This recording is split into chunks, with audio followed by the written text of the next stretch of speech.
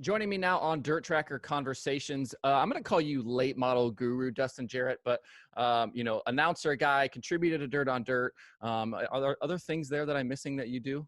Uh, Jack of all trades, master of none is probably the best. Is probably the best way to put it. I'm getting ready to fly out to Arizona to the Wild West Shootout here in the next 24 hours. So don't make my head swell up too much. I'll never be able to get on the plane with all the old folks that are flying out to Phoenix.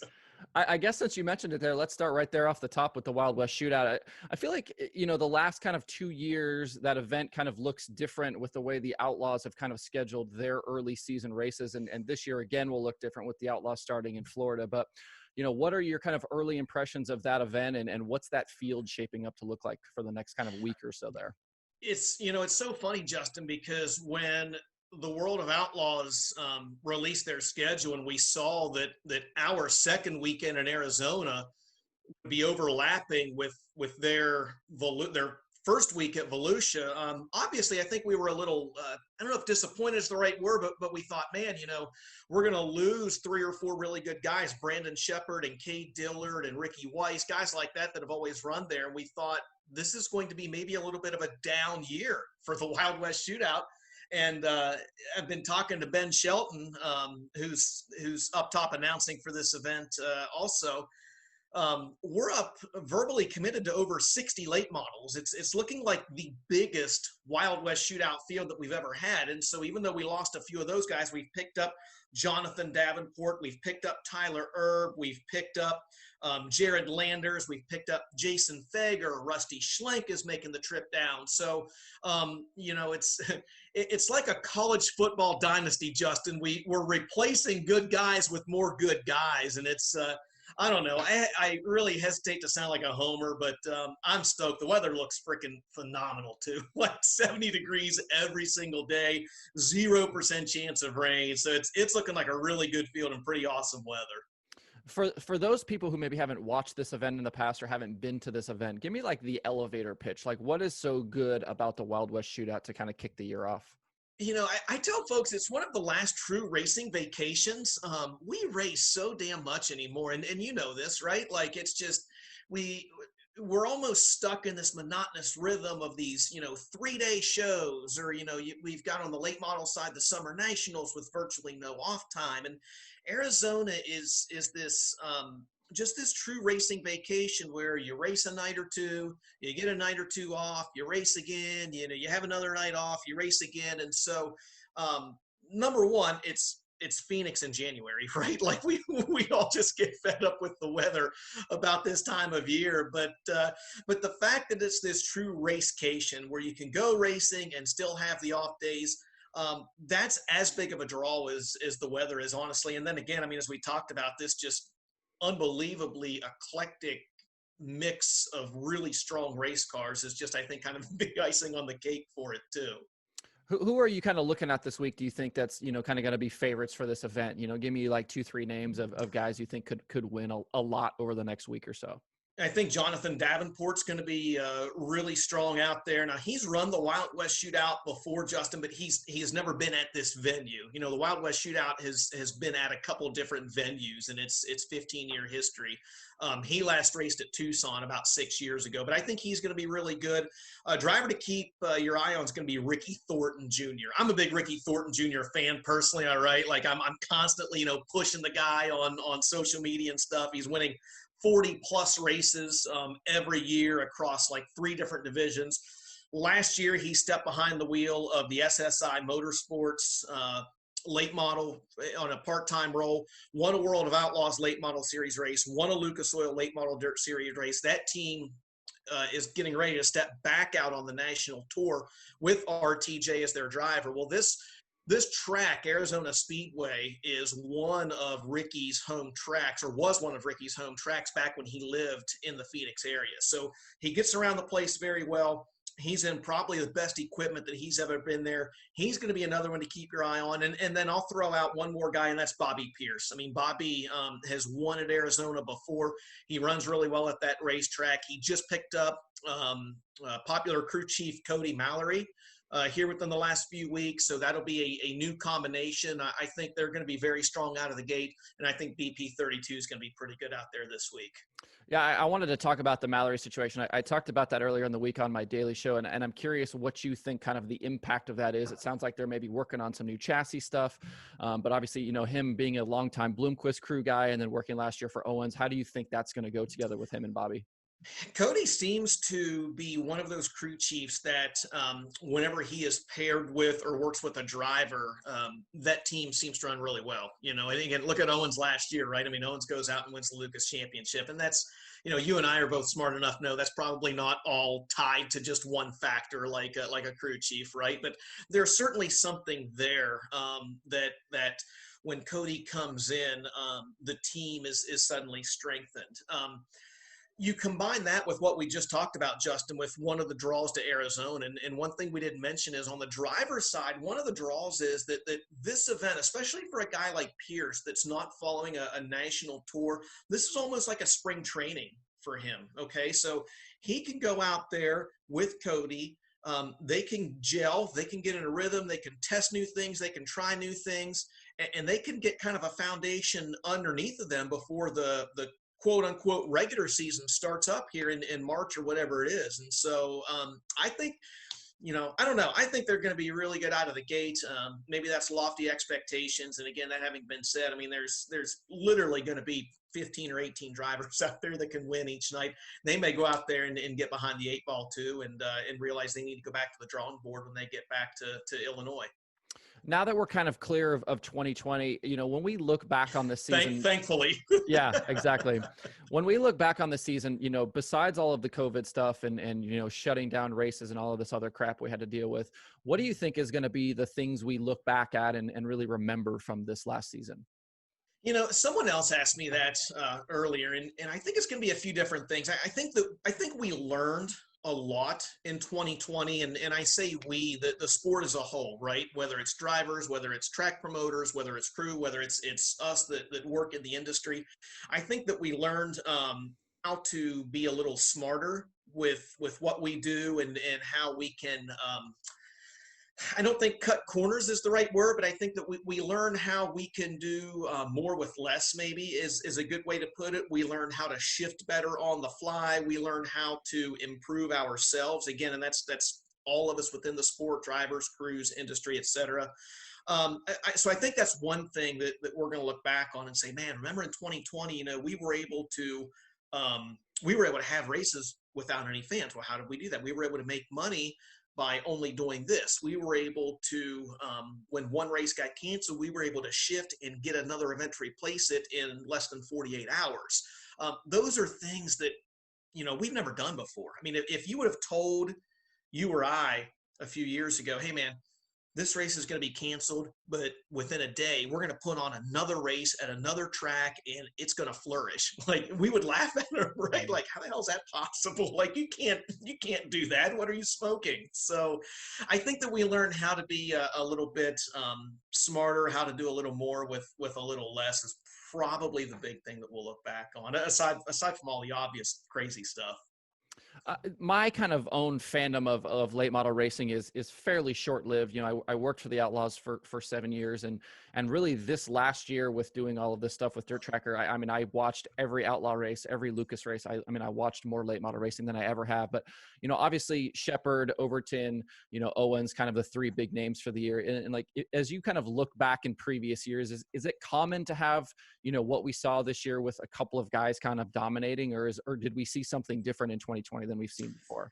No, I think that's pretty common across the board in late models, and it's, again, this discipline, the late model discipline is not any different than any other discipline, right? In sprints, you've got years where Donnie Schatz seems like he's virtually unbeatable. And you go, you've had years in big blocks where, whether it's Matt Shepard or Stuart Friesen or, on back to Brett Hearn. Guys, again, that were just unbeatable or even in other disciplines. You said, whatever it is, right? Like guys hit on something, luck falls their way. A lot of things fall in place for them to be very, very good.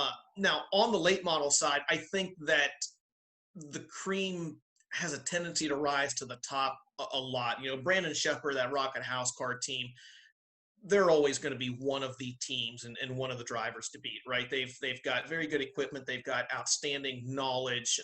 They've got a lot of things that fall in their favor, but there are a lot of guys within the sport that do that as well. So I don't think 2020 was really any different. What I think maybe is a little different, Justin, is that outside of a couple, those names at the top are constantly rotating as well. You know, Brandon Overton might have a 25 win year one year, and the next year, you know, it might be Jonathan Davenport that wins 20 some races, or it might be Jimmy Owens that wins 20 some races, or it might be someone else. And so I think that's kind of the cool thing on the late model side is you might always have those one or two guys that are right there at the top, and you can bank on them being in the top five about everywhere they go. But everything else below that is constantly rotating. And I think that's, I don't know, for me personally, that's kind of why I keep interest in it. Well, when we kind of look at the fields, you know, we have a fairly good idea at this point of you know, who the World of Outlaws late model drivers are going to be. You know, we've got all those official announcements and things. But with Lucas, I feel like we haven't seen a lot of those like public announcements. You know, are we going to see a very drastic, different looking field, you know, in 2021 than we saw in 2020, or is it going to be, you know, Owens, McCready, Moran? You know, is it going to be kind of the same cast of characters? Yeah, I really think we're looking at that. I think we're looking at the same cast of characters with Owens and McCready and Davenport and that group. You know, a couple changes. Devin Moran, I think right now is going to be starting the year off running the Lucas Oil races. And I think that team maybe is going to see where they're at after the Georgia Florida Speed Weeks and see how things shake out and go from there.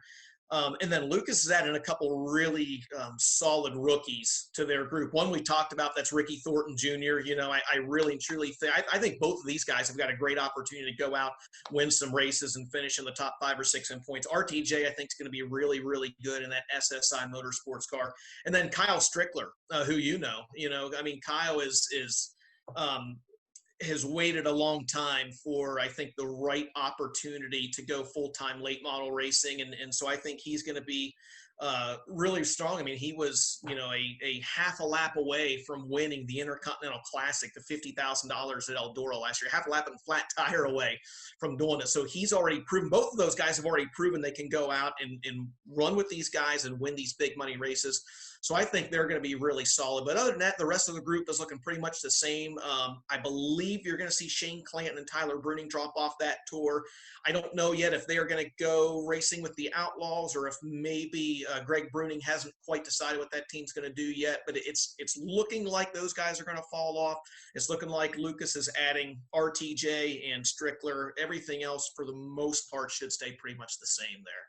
As we've seen Strickler kind of make this transition from modifieds into late models, and you know, Vinny Giuliani, his crew chief, is somebody that I've talked to on my show. But when you have a veteran guy like that who's been around, how important is that for, you know, a driver making that transition, especially as I feel like late models are so technical and so engineering based, but to have a guy with his background kind of in your corner? Yeah, you know, it's funny. I had the same conversation with someone just this past week, and it is, I don't know how to word it the right way, Justin, without offending anyone. It's unbelievably important to both sides. But again, I mean, much like any other discipline in racing, I think that you have to make sure that the fit is there, right? Like, you know, how many times in other areas, well, the late model side too, but in sprint cars or whatever else, have we seen that you've got a great crew chief, you've got a great driver, it seems like the ingredients for an unbelievably successful team, and something happens and they just don't, you know, they just don't mesh. And so I think that the ingredients are there. You know, we'll see if that team is able to be successful. I think they will. I mean, he's worked with Vinny off and on, you know, in a lot of different areas here for a few years. But to get back to your question, having just the knowledge of a crew chief, I think is unbelievably important. But I think when you combine that with a driver that's also pretty savvy up here, I think those are things that, I don't know, I think those are things that make for a pretty successful team, whether it's Kyle Strickler and Vinny Giuliani or again, Cody Mallory and Bobby Pierce or anyone really. In looking specifically at the Outlaws for this coming season, you know, it seems like in recent years it's been, you know, the Rocket car and then everyone else. And you know, we know Ricky Weiss is making some changes for this year. We know Cade Dillard took a big step this year. Do you think any of those guys can make a, you know, kind of realistically take the fight to Shepherd for the championship in 2021? Yeah, I think they can. And I mean, it's, as good and as consistent as Sheppy is, right? Like these other guys are just, yeah, and I'll tell you this, they're that close. They are that close. They're a couple wins away or a couple, bad breaks on that Rocket One car away from being right there. I think where that Rocket One team is just so damn strong is, I mean, again, they're guys. You talk about the importance of a great crew chief, and that, not just crew chief Joel Rogers, but I mean that group is just so daggone strong. I mean, whether it's Joel, whether it's Dan, whether it's Austin, Mark himself. I mean, that group is so unbelievably strong. Everyone knows what the other guy is doing. They're incredibly intelligent. They're very good at what they do, and they've got a very good system laid out of, I'm doing this, this, and this. You're doing this and this, and that helps them out tremendously. I think Brandon is obviously the odds-on favorite to come in and win a championship. Ricky Weiss is going to have a little bit of a transition, I think, going into his own chassis, and that's my own thought. I think he's going to do what Ricky always does. He'll be extremely consistent in the top 5 or 6 just about every race. Cade Dillard had a really solid year last year. Brandon Overton, I think, is going to be probably the biggest threat to Brandon Sheppard in that title. And if Bo can go out there and have the season that he had in this year, like he had in 2020, I think we're going to have a really, really nice championship battle on the Outlaw side. You talked about Ricky Thornton Jr. and he's somebody that I kind of paid attention to and talked about a bunch this year. And talking about him and guys like Cade Dillard, who do you think kind of going forward in 2021 are some names, maybe some guys kind of on the fringes of that can take that next step, that can, maybe kind of thrust themselves into the national spotlight a little bit more this year? I think the rookies on both sides, honestly, Justin, are going to be guys that have an opportunity to do that. And I mean, I've already waxed poetic about Ricky Thornton and Kyle Strickler on the Lucas side. And on the Outlaw side, I mean, Ross Bales, that Big Frog Motorsports team is really good. I mean, Bales has won National Touring Series races in the past, and so if that team has the resources to stick with the tour the entire year, I think that he's got a really, really good opportunity to run well. Again, could possibly finish in the top 5. And there's a few other guys as well. Hudson O'Neal is back this year full time. He's going to be with Double Down Motorsports on the Lucas Oil side of things, and that is that's the Sellers team based out of Tennessee. That's an excellent team, and again, they've done the national touring thing for the last few years. Hudson O'Neal's got national touring experience, and it just goes back to what we talked about. I mean, if that mesh is there, I think that the 71 car could be back in victory lane several times here in 2021. Kind of, jumping back to Lucas in terms of the championship, it was such a dominant season for Owens last year, but down the stretch, those last, 3, 4, 5 races, yeah, he wasn't up to kind of where he'd been all season long. And I'm wondering, is that kind of just a blip and then he'll be kind of back to form this year? Or, is he the favorite for the championship this year? Or do we need to be looking at McCready or Davenport or some of these other guys? I think you hit on those 3 right there, Justin. I really do. I think those are going to be the 3 that, at least going into the season and in this first, in Q1 or whatever else, are going to be the guys that everyone has their eyes on. The one thing with Owens is, and you can look back historically on Jimmy Owens and see that for the most part in the middle of summer, man, he always runs really, really well. And it's, I think it's a combination of him and his experience and the team. I think that they typically go to tracks that he has performed well at, whether it's Lucas Oil Speedway in Wheatland, Missouri. He runs well at Florence Speedway in Florence, Kentucky, and there's others in there also. But Jimmy Owens he's traditionally run really, really well in July and August. And so that's when a lot of guys, right? Like, you're out on the road, you travel. I mean, you get down in the heat of summer, you're like, oh man, you're worn out. You don't want to drive to another racetrack. It's, you have 2 or 3 bad runs, and it's kind of easy to kind of get down on yourself and down on others. And, you got some internal chaos, but that team, it seems like, because he runs well and everything, it just seems like they don't have that kind of midsummer lull like we see with some other teams. So, but I think you hit on them. Outside of him, I mean, McCready, if McCready can put together the full season, like he showed that he's capable of in 2020, if he can put that together for a full season, he's obviously going to be a title contender. We saw flashes of it, right? Like he's really good at the beginning of the year. He had some great runs there, and towards the end of the season as well. If he can put that together for a full year, he's obviously going to be a contender. And then I think Davenport's the other one too. I mean, and JD, has won the title before. He knows what he has to do to put together the full season.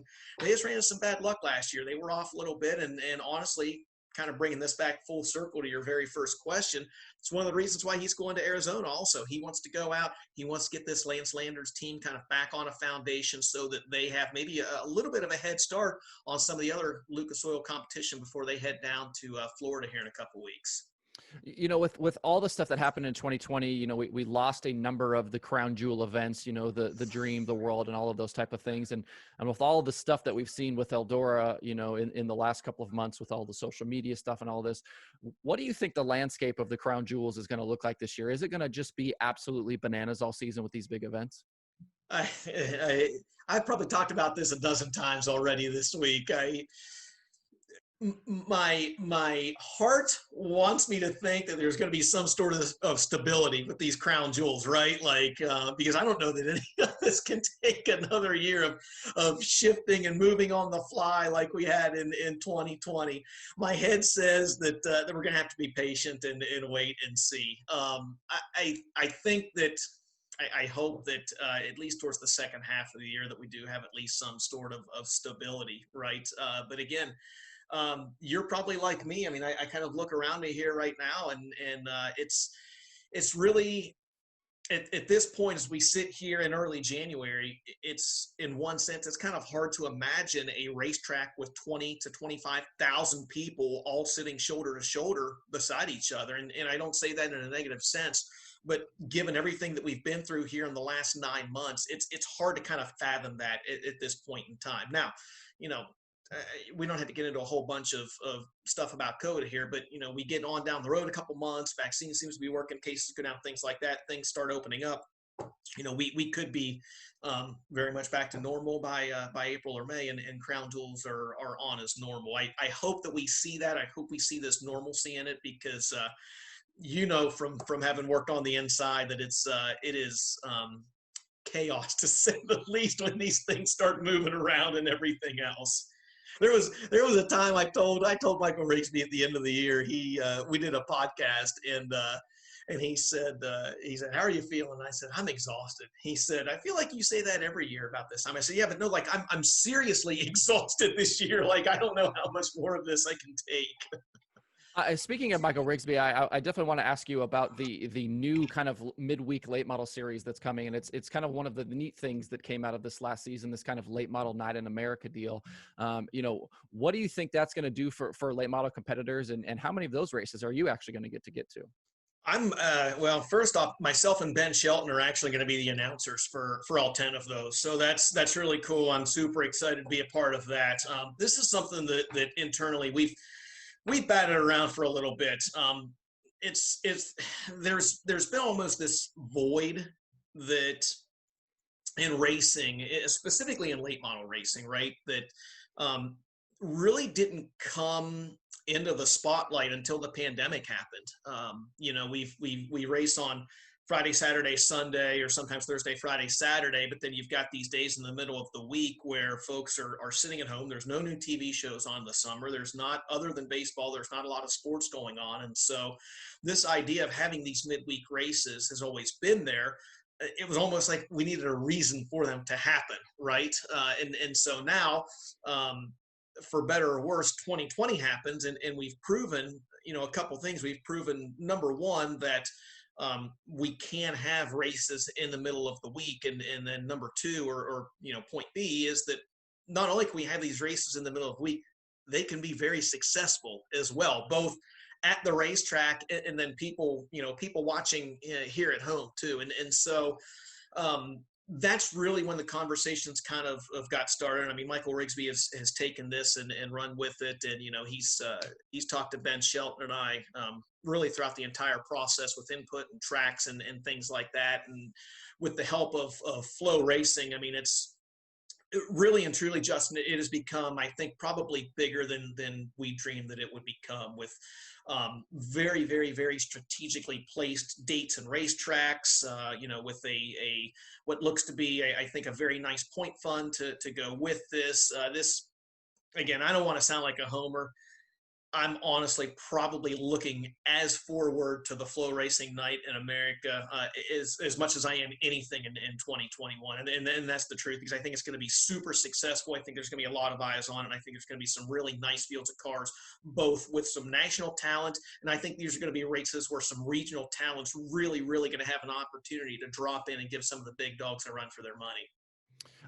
As we kind of look around the landscape of late model racing as a whole, and I'm kind of curious your thoughts on just kind of the state of things. And I feel like, with all of the World of Outlaws races being on Dirt Vision, and Lucas committing to showing, all of their races this season, and Flow and all of these different things, has there been a better time than right now to be a late model fan? I mean, I feel like we have so much access and there's so much good stuff. Is there a time in the past where it was so easy and so much fun to be a late model fan? No, never. I go to 80 races a year usually. I don't want to leave the house anymore. That's awful to say, right? And I say that, I say that slightly tongue in cheek, but man, we're so freaking spoiled right now. I mean, there was a stretch in the summer, Justin, where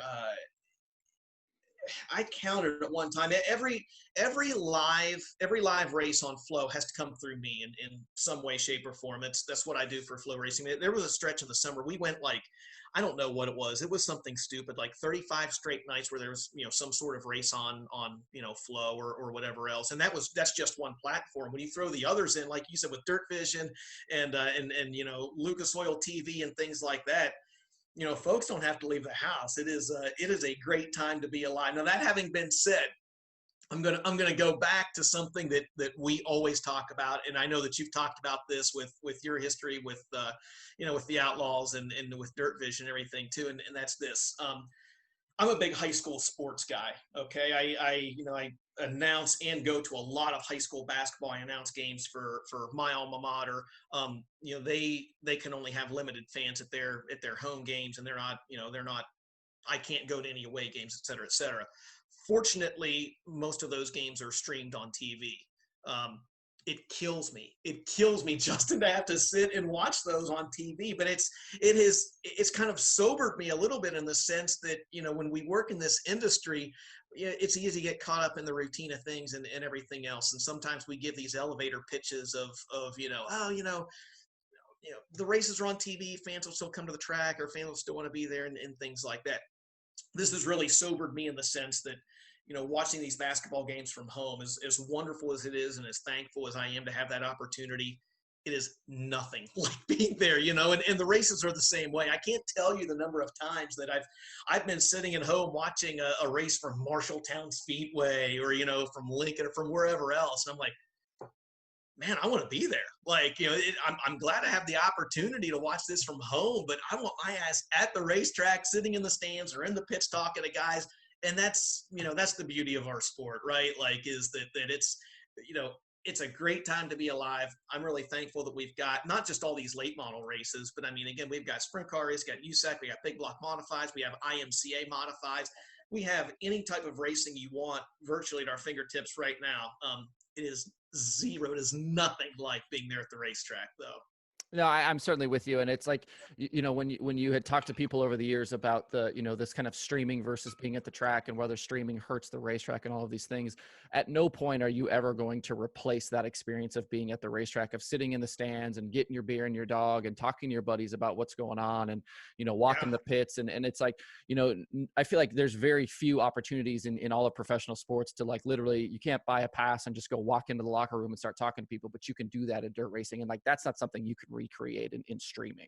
Well, and here's the great thing too. I mean, about that is that I have had so many people come up to me in the last 2 to 3 years, and you've probably had this as well. People that'll come up to me and they'll say, "Man, I watched, Marshalltown Speedway on Flow," or, you'll get, people that say, "Man, I watched that sprint car race at Cedar Lake Speedway," or, "I saw the big blocks at Brewerton," or, I mean, whatever else. I want to go there. That place looks badass. You know, that looks awesome, man. What a great racetrack. You know, so I mean,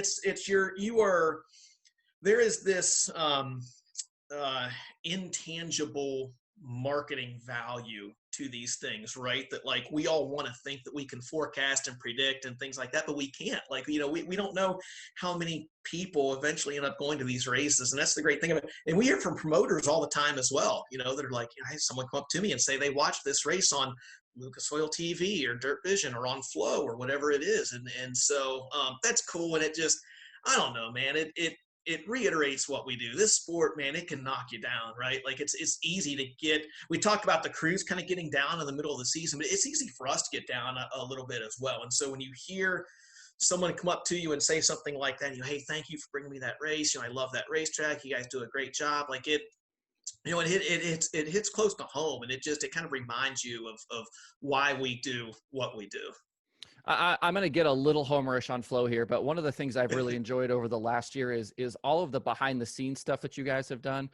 You know, I had Haley Shanley on this show here not too long ago too, and you know, like the things like the Road to Eldora videos and all of the stuff coming out of Tulsa Shootout last week and all of the stuff coming from Chili Bowl. You know, how much fun is it to get to travel around and to do those pieces and to really kind of dig in behind the scenes with this stuff? Man, that's my heart and soul right there. That really and truly is. I'm a partner success manager for Flow, and so like I mentioned, I mean basically every live and VOD video on demand race that we have, all 14 or 1,500 of those, they come through me in some way, shape, or form. So that's what pays the bills. But the content stuff is what I love, and I'm, you know, I don't know, man. I'm like, you know, I'm a sports guy. So like, I like the ESPN 30 for 30s and the behind the scenes stuff. And, you know, I love like Saturday and Sunday morning ESPNs, man, where you've got this, you know, the story about, you know, the football player going to the hospital and, you know, visiting with the kid that has, you know, an illness. Like, I love that kind of stuff. You know, the basketball player that are going and visiting his hometown, you know, and the family and everything. Like, that's the cool thing I think about everyone from the Flow Racing and Dirt on Dirt side is like we're sports people, right? Like Flow Racing specifically, like we are all racing people. You know, it's not just a group of people that, you know, work there that are like, oh yeah, you know, we'll lend a hand to the racing. Like we're all racing people, and so when you get to know, as you know, when you get to know these guys and you get to know the stories, I think it gives, how do I say this right? I think it gives us maybe a leg up in a sense. I mean, I had the chance to hang with Kyle Larson at Port Royal on the Road to Eldora thing, you know, and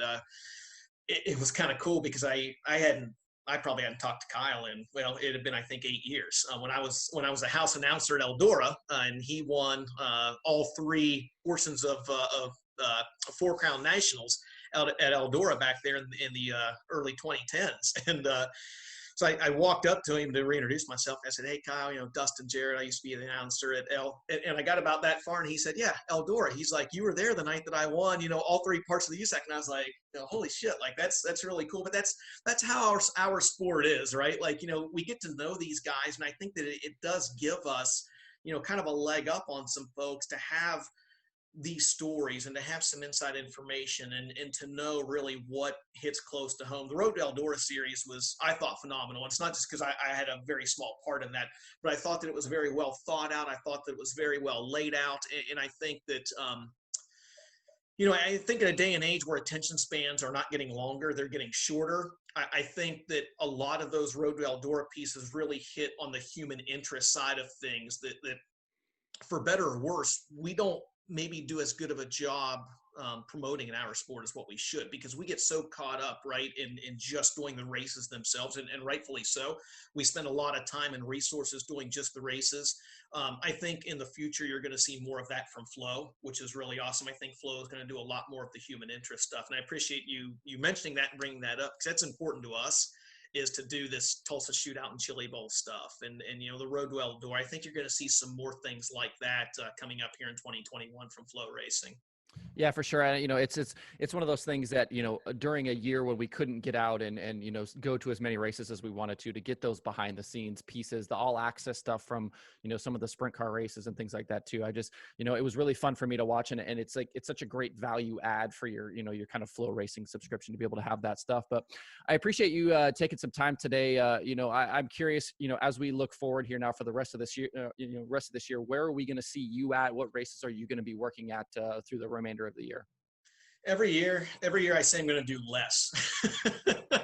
2021 might be the year that I finally do a little less. I don't know. As I mentioned, myself and Ben Shelton will be co-announcing the 10 Flow Racing Night in America event. So that's going to be a really cool opportunity. I fly out to Phoenix, Arizona very soon for the Wild West Shootout. I'll be out there. I will be at the Eldora Crown Jewel late model events, the Dirt Late Model Dream, and of course the World 100, working those. And then I'll have a few other bigger events that are sprinkled in there as well. And my season will wrap up as usual at the Gateway Dirt Nationals, which this upcoming year is in early December. And that's for anyone that's never been to Gateway. I don't want to put a big plug here at the end of this or anything, but I mean, Gateway, that atmosphere is just unbelievable. And that's an event that if folks haven't been to, we talked earlier about, big races or whatever else, big bucket list right there. If folks haven't been there, Gateway's a super cool atmosphere. Definitely. Well, Dustin Jarrett, safe travels to Arizona, and thanks for taking some time to talk late model racing with us today. Awesome. Thanks for having me on, Justin. I appreciate it, man.